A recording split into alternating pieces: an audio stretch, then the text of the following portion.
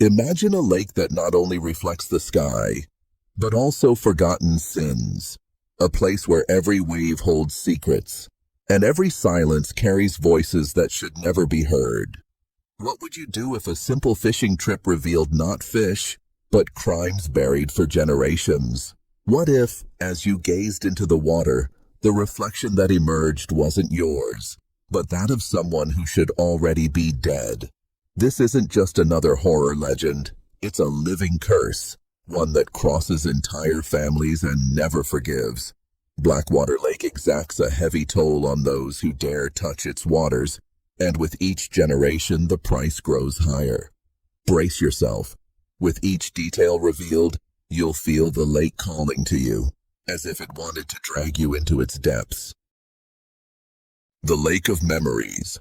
In the small town of Willow Creek, Maine, where time seemed to stand still, and traditions were older than the ancient trees themselves, lived a family whose destiny was intrinsically linked to the dark waters of Blackwater Lake. Thomas was known as the first generation, the Forgotten Pact, 1952. Thomas was known as the Moon Fisherman, a simple yet ambitious man.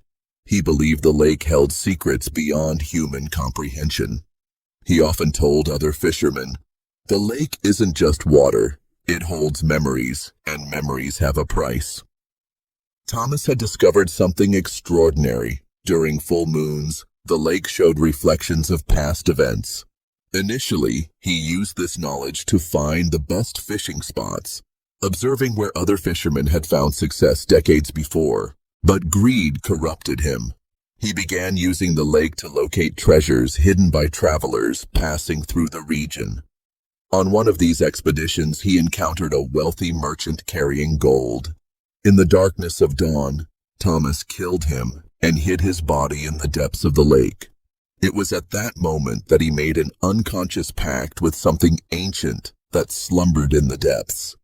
The spirit of the dead merchant, along with the souls of other forgotten victims, began to inhabit the waters. The second generation. The Heavy Silence, 1978. Robert, Thomas's son, grew up hearing mysterious stories about the lake, but never fully understood the weight of his father's words. When Thomas mysteriously disappeared while fishing, Robert inherited not only the house and its responsibilities, but also the silent curse. Robert was an honest man, but he carried a secret. He knew his father had killed someone. He tried to make up for it by helping the community, but he felt the lake constantly watching him. Sometimes, when he looked into the still water, he saw reflections that were not his own. He never told his wife, Mary, about his father-in-law's true whereabouts.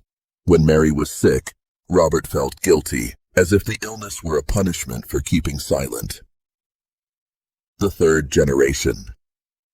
The Awakening, 2001.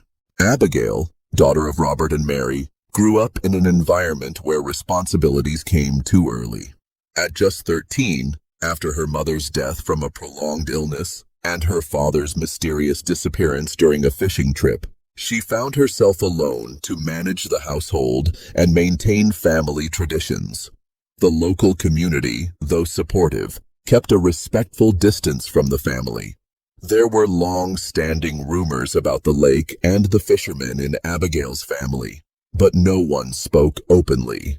The old fisherman prevented Abigail from going to the large lake where her father and grandfather fished. "Those waters are not for girls," they said. But Abigail needed to fish to survive, and she had heard stories of a small stream hidden in the dense forest surrounding the town. Willow Creek Forest was a mysterious place, where even during the day, sunlight barely penetrated the treetops. Locals told stories of spirits and ancient creatures that inhabited the place, but Abigail, desperate to find a means of sustenance, decided to take the risk. With her small backpack and her grandfather's old fishing net, Abigail entered the forest. Each step was accompanied by strange sounds, unfamiliar birds, the rustling of leaves, and occasionally something that sounded like a whisper in the wind. After hours of walking, she spotted a small stream that seemed to feed the large lake. The water was dark and still, and as she bent down to drink, Abigail saw something that made her recoil in horror. In place of her shadow was the shadow of an older man, wearing a red scarf around his neck. She turned quickly, but there was no one. Thinking it was her imagination, she began to prepare her fishing net.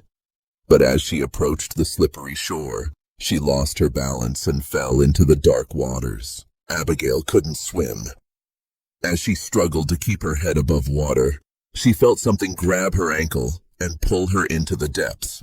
In desperation, she kicked with all her might until she managed to free herself. As she tried to get out of the water, she noticed a strange movement on the surface. A piece of red cloth floated toward her. When she picked it up, she recognized it immediately. It was the scarf her grandfather was wearing, the same one she had seen in the shadow in the water. Startled, Abigail decided to leave, but as she gathered up her net, she felt a strange movement. When she pulled, she was paralyzed with terror. Inside the net lay the body of an elderly man, with the same features as her grandfather, but with scratched eyes as if he had been violently wounded. As Abigail wept in despair, she sensed an evil presence around her. Before she could react, she saw a terrifying figure emerge from the water, a woman with hair covered in maggots, sharp teeth, a decomposing body, and a blood-stained face. The creature smiled at Abigail, and at that moment, the stream's water began to change color, from dark blue to a bloody red. Abigail screamed and ran back to town, never looking back. In the years that followed, Abigail never returned to the forest. She tried to tell her story to the locals, but no one believed her. Some called her crazy. Others said she was just a teenager traumatized by the loss of her family. But Abigail knew the truth. Her grandfather had done something terrible, and the curse of the lake had manifested itself through the aquatic creature. The creature was not just a vengeful spirit, but the manifestation of all the forgotten victims who had been thrown into the waters over the decades. Today, Abigail supports herself by selling handicrafts at the local market, but she still has nightmares about that night. In her dreams, she hears whispers coming from the water and sees reflections of other people who mysteriously disappeared near the lake. Abigail's story is just one chapter in a saga that spans generations. Blackwater Lake holds the memories of all who reflected upon it or died there. Each generation of Thomas's family has paid the price for the original patriarch's actions. The curse is not merely a punishment, but a reminder that actions have consequences that transcend time. The lake, in its ancient wisdom, serves as judge, jury, and executioner for those who dare violate the natural balance. The aquatic creature Abigail encountered was not merely a monster, but the embodiment of cosmic justice. It represents all the silenced victims, all the forgotten crimes, and all the secrets the water holds in its dark depths. History teaches us that we cannot escape the consequences of our actions, especially when those actions involve violence against other human beings. Silence and omission are also forms of complicity, and the weight of secrecy can be as destructive as the crime itself. Abigail, despite her youth, shouldered responsibilities that many adults would not bear. Their journey shows us human resilience in the face of the inexplicable, but also the emotional toll of living with traumas that cannot be shared. Blackwater Lake remains there, still and silent, waiting for the next generation to dare disturb its slumber.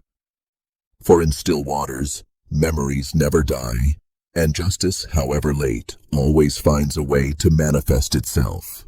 And so, the legend continues, passed from mouth to mouth, from generation to generation, like a silent warning. Respect the waters, for they hold more than just fish. They hold the memory of those who were forgotten, and the vengeance of those who never had a voice. The distant sound of waves crashing against the rocks echoes in the darkness, as if the lake itself were telling its story to anyone willing to listen. To be continued. If you liked it and want to see part 2 of the story, write part 2 in the comments. We'll post the video soon. You'll understand the whole story of how it all began. Don't forget to subscribe to our YouTube channel, like it, and leave a comment. See you in the next videos.